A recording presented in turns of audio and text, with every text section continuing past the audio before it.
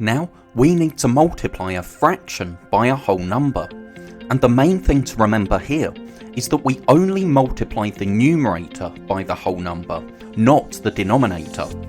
So first we have 3/4 times 5, so we can show that as 3 times 5 over 4 because we're only multiplying the numerator and the denominator stays the same. So 3 times 5 is 15, the denominator stays the same, so as an improper fraction we have 15/4. But we can turn that into a mixed number by dividing. 15 divided by 4 is 3, remainder 3, and the denominator stays the same, so our answer is 3 3/4. And we can check 3 times 4 is 12 plus 3 is 15. Now we have 2/3 times 6. So if we're using the same method, we can write that out as 2 times 6 over 3. 2 times 6 is 12 and the denominator stays the same, so we have the improper fraction 12/3. 12 divided by 3 is exactly 4, so that's our answer. Now for this question, there was a slightly quicker method that we could have used.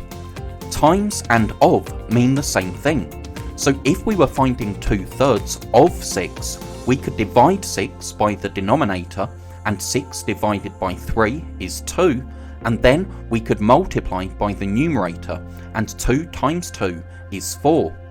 For this question, for this first question, it wouldn't have worked because 5 divided by 4 would give us a remainder or a mixed number, so here we needed to multiply by the numerator first.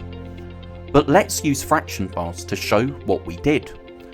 3/4 we started with, and we were multiplying by 5, so we can show 3/4 5 times. If we do some regrouping here, we can see that we have 15/4, but we've got 3 whole bars shaded in and 3/4 of another one, so that's why our answer is 3 3/4.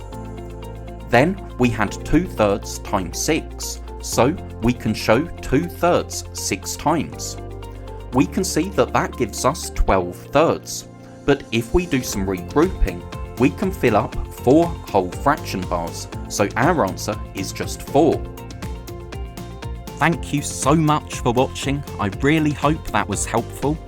If you're a teacher or a parent, then please subscribe or go to keystage2maths.com to download resources for this lesson and many more.